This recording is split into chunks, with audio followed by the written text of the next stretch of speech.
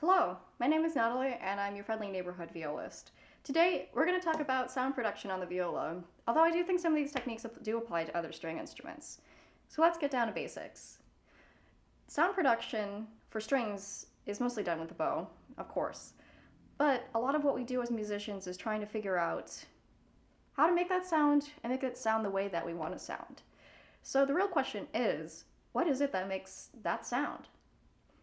Let's take a closer look. This is a bunch of horsehairs under the microscope. This is the stuff that makes up the main sound production of the bow. These little scales on the hair, along with the rosin and the friction between the string and the bow, is what pushes and pulls the strings into making vibration, sound. Let's zoom out. Now that we've had a look at what we're working with, let's talk about how it works. As string players, we all have different size strings across our range, and that factors into how we think about sound. The larger the string, the more force is needed to get into motion, and this plays into where this force comes from. The way that we can think about this force is the way that we can calculate friction. The weight of an object is a huge factor in determining how much friction is happening between two objects. Physics aside, weight is a huge factor in the way that we think about sound production in string playing. The right arm is where the weight actually comes from when creating this force of friction. So when we think of the arm, we tend to think it stops here, where the humerus meets the shoulder socket, but that's not actually where it stops. It goes a lot further than that. Looking at this model, we can see the muscular structure of our arms actually instant into our backs and attached to our shoulder blade. When I say put your back into it, I'm not actually exaggerating. So here's a weird trick. Put your instrument under your chin and put your bow on your string.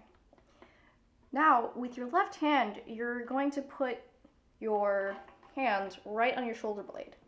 Now, we're going to move the bow.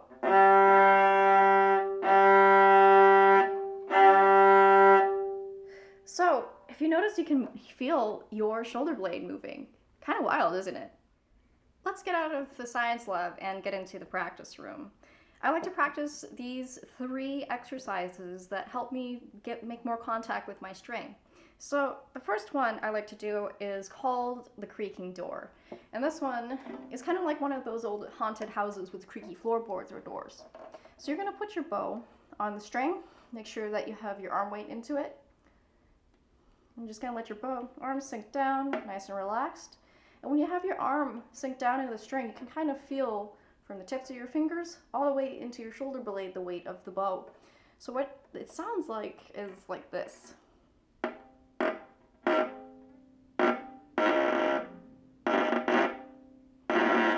So that kind of croaky sound is actually when you're making a contact with the string itself. That is the friction that I was talking about earlier. Now, another one that I also like to do is kind of called the Lacaman yap. So Lacaman is a composer who wrote some really interesting extend technique.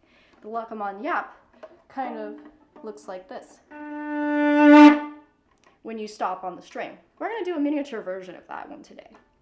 So that version that I'm doing is I'm going to do something like the creaky door, but I'm going to make the bow move. So on an open string, preferably your middle 2 strings, you're just going to let it creak. Let it creak again. I'm going to go to the next bit. You can hear that creaking, that's when you are stopping in the string. And you can see the flexibility of the string right here. You can see it kind of moving back and forth. That's when you're making contact. And the third one, I like to call it taffy pulling. So when you're making taffy, you have to start with kind of like a little bit of a lump, a smaller lump, and eventually it structures out into something really long. So let's actually demonstrate that on the instrument. So we're going to start with feeling our weight in the string, nice and relaxed. Shoulders are low. You can feel the weight all the way into your shoulder blade. So what we're going to do is we're going to start small. We're going to get a little bigger.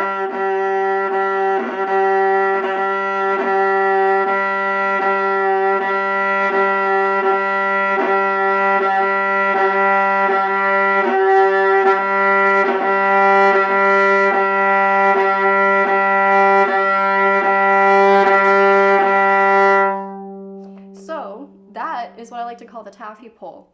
And what that trick actually does, it kind of helps me feel the points of contact as I'm changing the bow direction. It doesn't sound very pretty, but it really helps me get into contact with the string and the friction. So now that we know how the bow interacts with the string, let's actually talk about different points of the bow.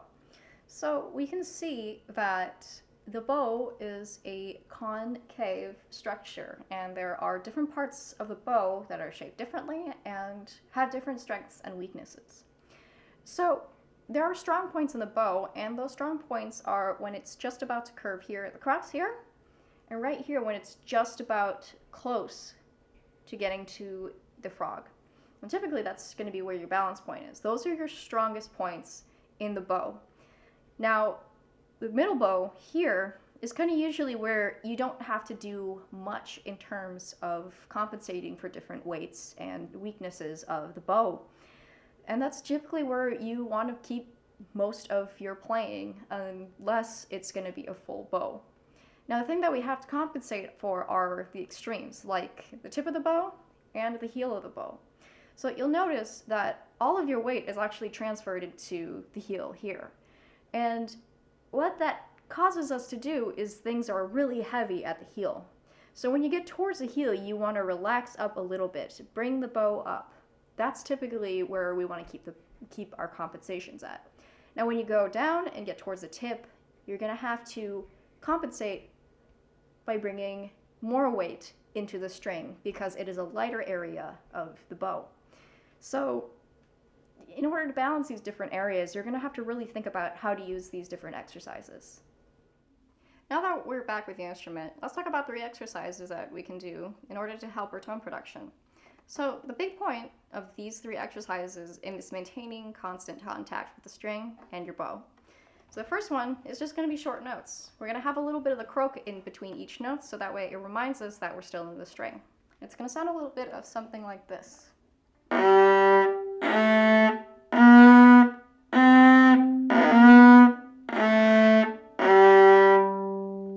So as our bow gets longer, we want to eliminate that a little bit more because we want to have a smoother bow change.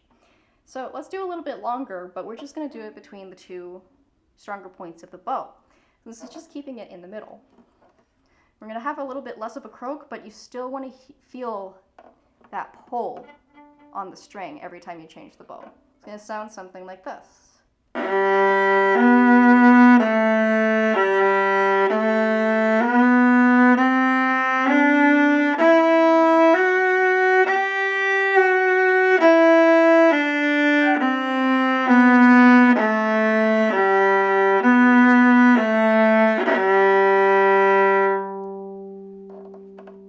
I don't know how well it showed up, but whenever I was changing my bow, I made sure there was a hard change between each bow. So that way I knew I kept constant contact.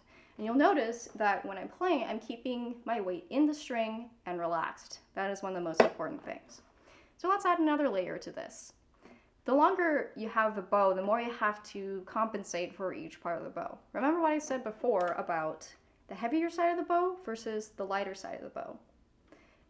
The lighter side of the bow requires more weight, whereas the lower part of the heavier bow requires a little less weight. You want to give it a little bit of a compensation. So let's do 4 notes to a bow and use the entire bow. And every time, you're going to have to maintain that contact. And you're going to not hear it, but feel it.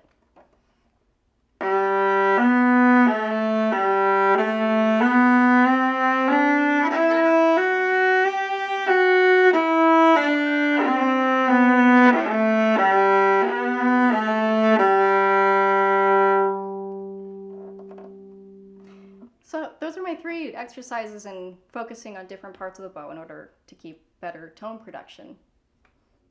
I hope you found this video useful. Tune in next time for your friendly neighborhood violist.